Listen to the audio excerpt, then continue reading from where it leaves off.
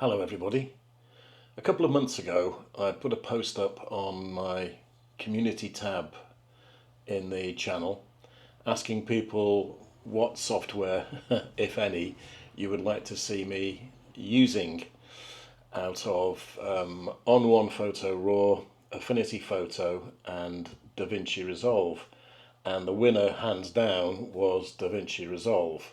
Not that I had hundreds of responses, don't get me wrong, but the majority of people who answered that little 3-option questionnaire plumped for DaVinci Resolve, which of course is video editing software.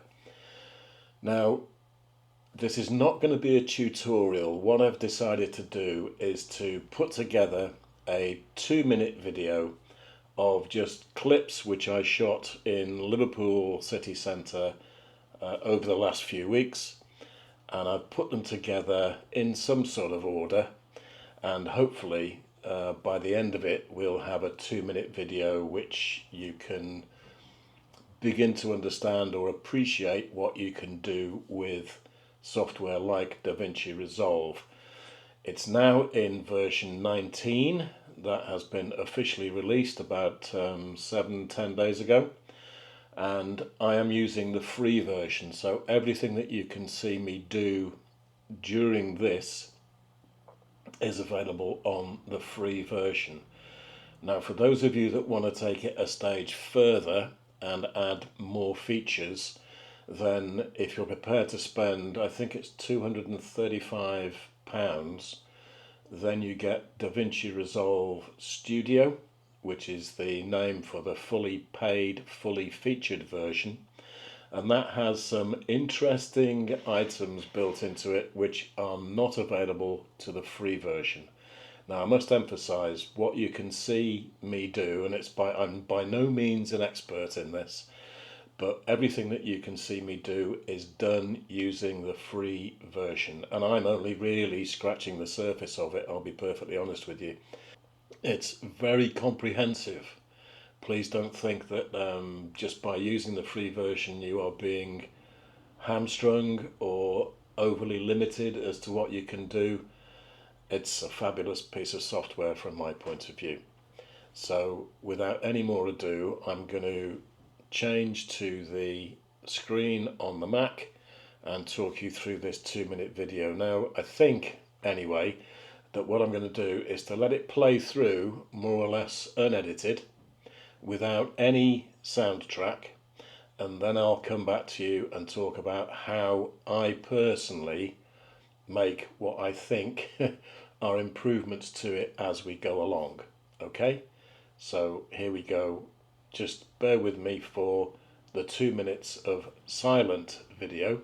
I might give a bit of an oversight while it's playing through, and then I'll come back and talk to you about the changes that I want to make and how I think I can improve my videos anyway. You may well have a different take on it, but this is how I put my videos together, and that's the whole point of this particular film, I guess. So let's dig into it. Okay, so here we are. You're looking at the home screen, if you like, to DaVinci Resolve. And although they've added certain features to version 19, basically it doesn't really matter which version you're using within limits. They're all going to look very similar to this. And if I just give you a tour around this section on the upper left hand side, upper left hand corner, that's your position where you import any clips or stills that you want to use and incorporate in your video. So you'll see that we have a number of different still images, and as you hover over them it will show you them in the central screen section. Videos are, you can hover your mouse over the particular video and play it through, but all of the particular images and video clips that I want to include in this are visible, not invisible. They are visible in this top left hand corner. Okay, The central section is where you can watch your video as you play it through and as you edit it. You can alter the size of this depending on how many sort of video tracks and audio tracks you want to make use of. I like to have it somewhere about that big, and that gives me space to have down here. I can see my video tracks, my audio, and any music track which I want to include in the finished product.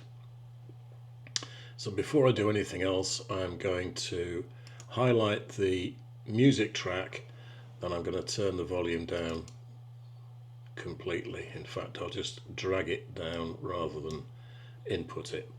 So now the only sound that you'll be able to hear when I play through the 2-minute audio is my introductory piece, and then the rest of it is just some background noise when I was filming, and in between for the stills it's completely silent. So I'm just going to let it play through. Bear with me, it's 2 minutes long.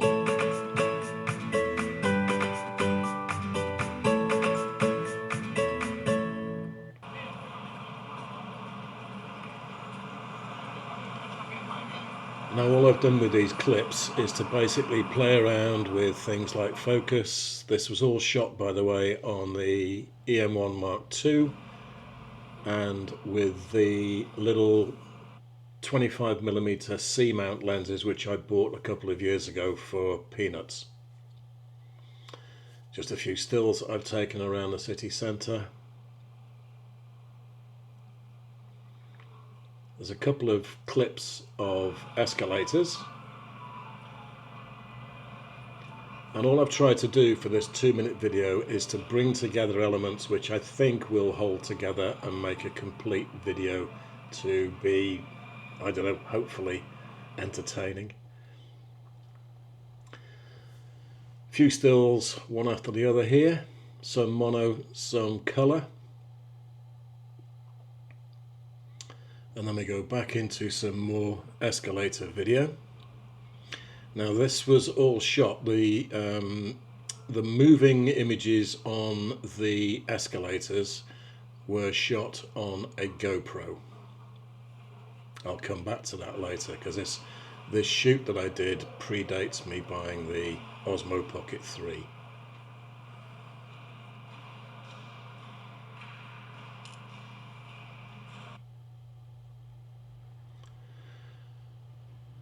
Couple of more stills, and as I just scroll through here, this is the final still image, and this will fade out to black, and that will then be, after 2 minutes and 8 seconds, the end of the video, and everybody breathes a sigh of relief. And it'll fade out now to black. Cool. So far so good. So far very average, everybody says. Okay, so let's take it right back to the beginning.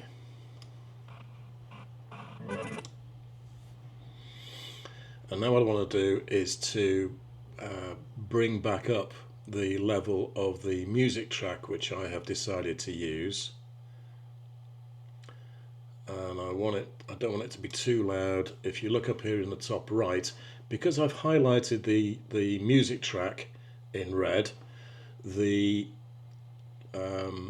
toolbox, if you like, up here on the top right hand corner has changed automatically to audio, so you can dial in a particular value for your volume controls. You can change speed and pitch. There's an equalizer built in, which I hardly ever touch, by the way. If we change to a still image and highlight that, then you can see that we've got the tools up here. Although it says video, we're talking now about a still image, and we can change things like the size of the image, the dynamic zoom, whether you want to change the transparency. Sometimes I play around with the transparency of the images. I'm not going to do it in this 2-minute video, but all these tools, bear in mind it's completely free.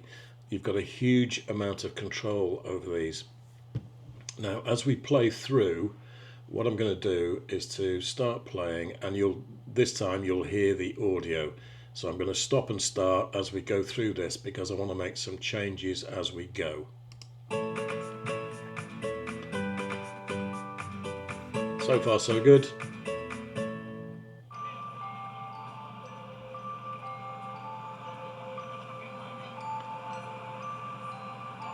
And this time we have music playing. Now I'm just going to stop it here on the very first still image that we've got. Now, for those of you that watch the channel, you'll appreciate the way that I like to present my stills. I nearly always put a white border around them, but to my way of thinking, that looks a bit bland and a bit uninteresting with the black screen either side. So what I do, I've been a subscriber to Mr. Alex Tech. I'll leave a link to his channel down below. He's an extremely talented YouTuber, knows much more about video editing than I probably ever will, and he does some packs of add-ons and tools, one of which I'll show to you in a moment. But he's also pointed me in the direction of doing what I now like to do with all of my still images, and I'll just show you. So we highlight the still image in question, and what I want to do is to put in a blurred background behind it. So what we do is to look for effects. I always get confused. I think it's effects that I need. I'm looking for a blanking fill.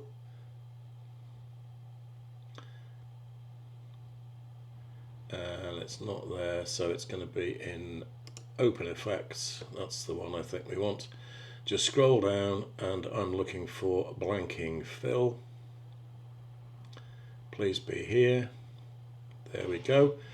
Blanking fill. So all I do is to grab it and it will automatically highlight, and I drag it across and pop it onto the still image itself.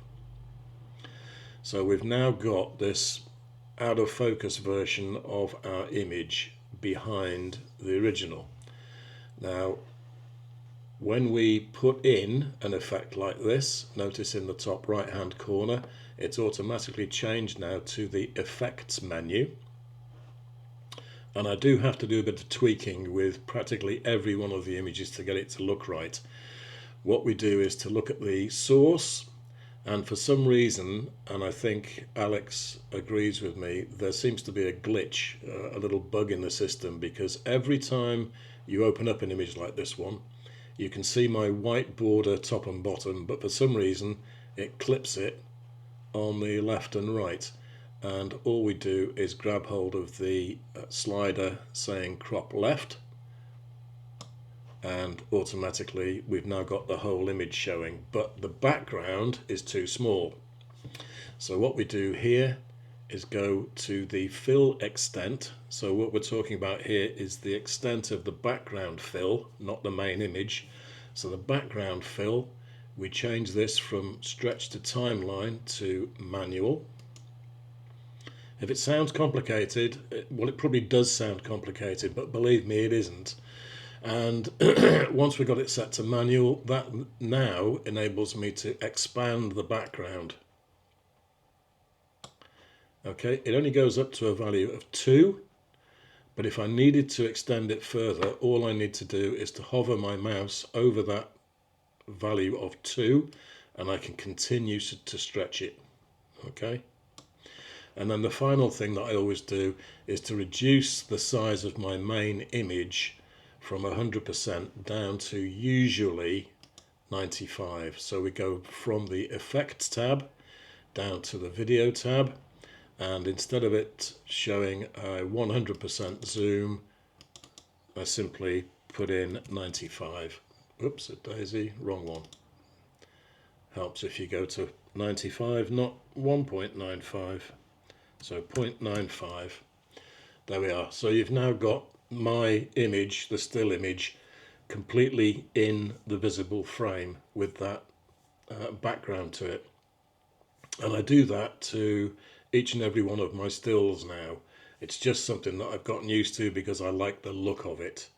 Now, you're probably thinking, crikey, that seems to be an awful lot of work to do for every still image that's in the video. Well, to a point it is, but it doesn't have to be as difficult as that. Again, thanks to Alex, the shortcut to duplicate this is to right click on the image that has the effect already baked in, okay, and we go to, well, instead of clicking on it, what I normally do is a Command C, and then I highlight the next three and then I highlight the next images that I want to apply the effect to, and then I go to Option V, and it brings up this paste attribute. So what we've done is to copy the attributes from that first edit that we've done, and we're now going to copy those onto this next set of still images, and all I have to do is to tick in the plugins box and apply it. And now when I go to these images, they will all be the same. And as I've mentioned already, can you see the problem? The background on this one is a little bit too narrow. I'm not going to make it bigger yet because I've got more work to do. What I want to do now is to highlight the next set of images, and we'll go Option V. The plugins is already highlighted because I've done it once already, and we'll apply it to those. And then if I just quickly scoot across, yeah, it's applied it to those. I missed out on that one, so we'll go Option V for that one. That's fine. And now I just want to make sure that all of these are at, I think I want to make them all 95 instead of 100%, so 0.95. That's better. And I'm just going to go along to the final two, I think.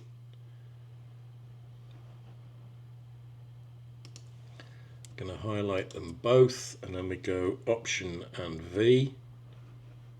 Plugins is ticked, that's fine. Apply it, and we're going to make these both. Now, you may see something that might confuse you. If I just highlight this first one, which is the image you can see on screen now, it's telling me that this particular still image or video clip is at 100% magnification, so that's fine. I want to reduce that to 0.95. Now this next one, I have already tweaked this, because what I've done, if we look at the start of it, you can see up here in the top right hand toolbox the way that I've got the zoom set to 4.8, and I've also got the vertical axis, the image has been lifted up by a value of 470. So as we play this through, you'll see that it reduces as zoom out, and you can see the values changing here. So at the end I want it to be 0.95, not 100%. Let's see what it does. I'm not sure how I left this set.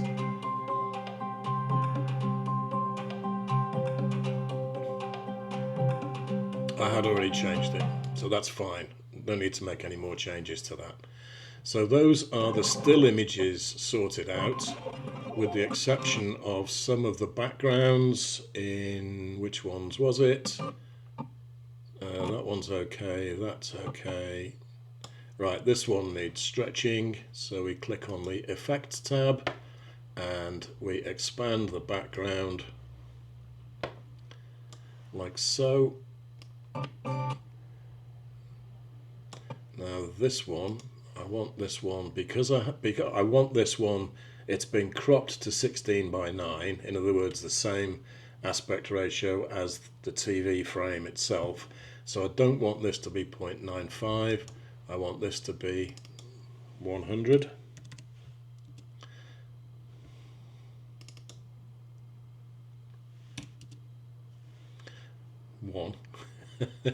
I'll get it right eventually. So they're all okay. That's okay. We've got a bit of an issue with one of these, I think, yeah, or maybe two. But anyway, we'll highlight this one. Effects tab, stretch it out. And I think the one before it was suffering the same thing. So we'll do that and stretch it out. I think that's them. Okay, so let me just whiz this back to the beginning.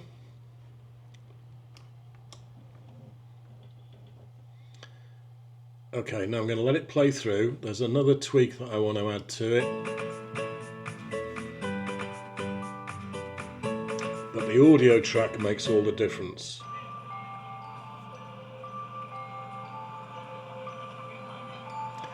And the other thing that you'll notice is that whenever I can, depending on my mood, I will try and match the music track to the mood of the topic in question. And what I try and do is to change the still images on the beat of the audio track on the music.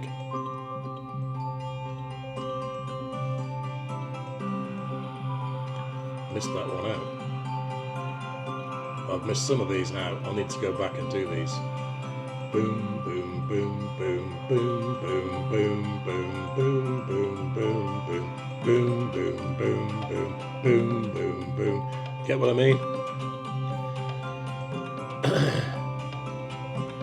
Right, that's enough of that. Enough of me pretending to sing.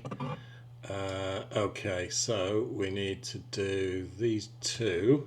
I'm just going to highlight these two. Option V, plugins is highlighted. Boom for that. And then we need to make both these 0.95 size. They should both be fine now. So I'm just going to whiz you back, not all the way to the beginning. I don't want to bore the pants off you. But hopefully you'll now get the way that the stills change and the clips change in time with the music.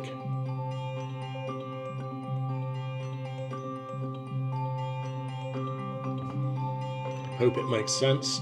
It's just the way that I like to do it now. I don't do it every time because sometimes I'm fading one image into another. So it just depends on the subject, really.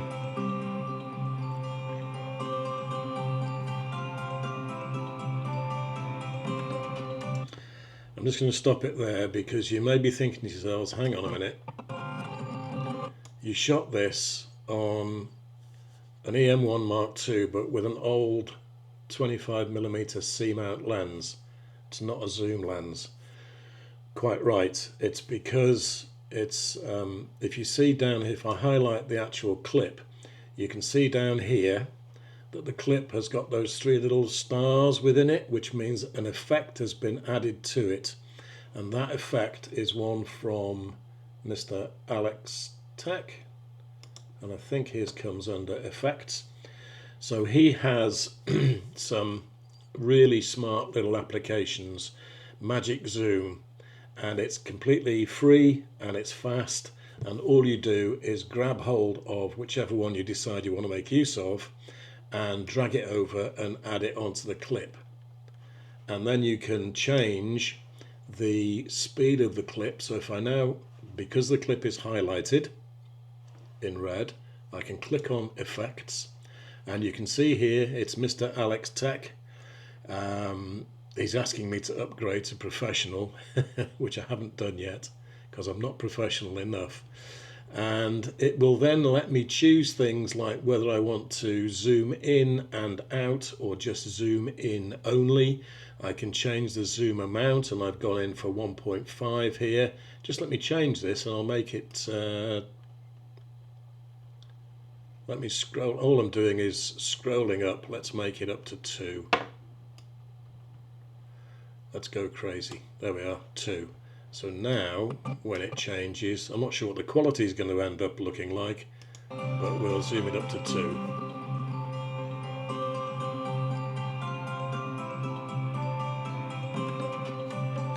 There's a bit of a visual glitch in that, and that's purely by on playback. It wouldn't be like that in the finished video. So that's the way that you can add zoom effects without having a zoom lens on your camera, and that's what I've started to do with both the GoPro and more recently with the Osmo Pocket 3. I just find it probably a little bit more flexible to add this in post-production rather than fiddle around with the zoom lens on the camera with the Pocket 3 for sure. Now the final bit that I want to emphasize is this clip here. As I said, it's shot on a GoPro, and this is as it was shot. So I'm just going to play this clip back for you now. And the problem is the movement, the jittery movement caused by me and the escalator. So what I do with shots like that is to highlight it, and if we come down you can see there are various things that we can change. You can change the cropping, we can make it more or less transparent if we want to make it into an overlay.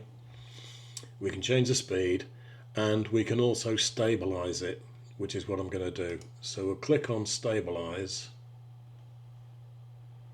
and we'll actually tell it to stabilize that clip.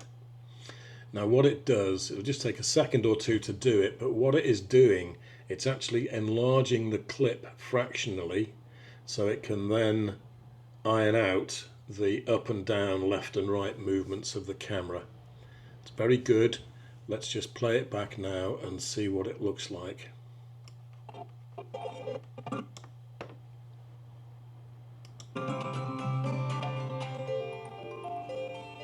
It's so much smoother.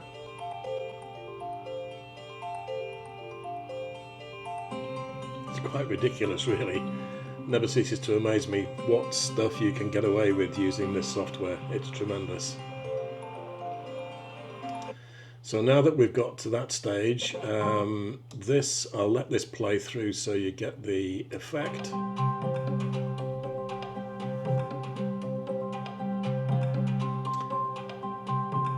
Enlarged, now beginning to zoom out, and it will end at 0.95 of the original size, just so you can see the whole image on the screen before it fades to black, like so, and fade out. End of video. And then the only thing that I'm toying with doing at the moment is adding, purely for devilment. I'm not convinced I want to do this, but I might do it. Let's just bring this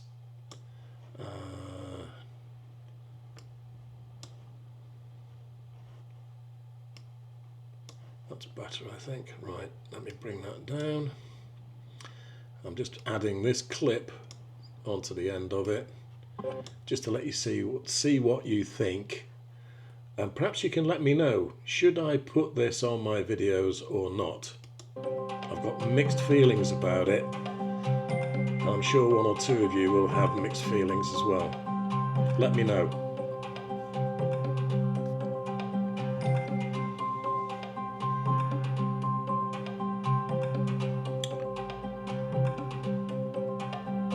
What do you think? Should I put it on or not? There we are, a short 2-minute video. Nothing special. if you're gluttons for punishment, by all means watch it through again. I'll put it in its entirety at the end, so that you've got the luxury of watching it through from start to finish without me waffling on. Well, there we are. A 2-minute video. It's by no means a masterpiece, but I hope it just gets across to you how I put my videos together and my particular way of working. As I say, I'm by no means an expert. What I would encourage you to do is play with it, have a fiddle with it, and most importantly, don't be frightened by it. If you can use Adobe Photoshop or Affinity or On1 Photo Raw, then you are already well over halfway to getting to grips with video editing software like this. It's not frightening, honestly. So I hope it's given you a little bit of an insight into how I go about putting together my videos, and maybe it will encourage you all to have a go. DaVinci Resolve from Blackmagic version 19. I got nothing but praise for it. I think it's a wonderful piece of completely free software. So enjoy your video editing as well as your photography, and I'll see you all next time. Bye bye.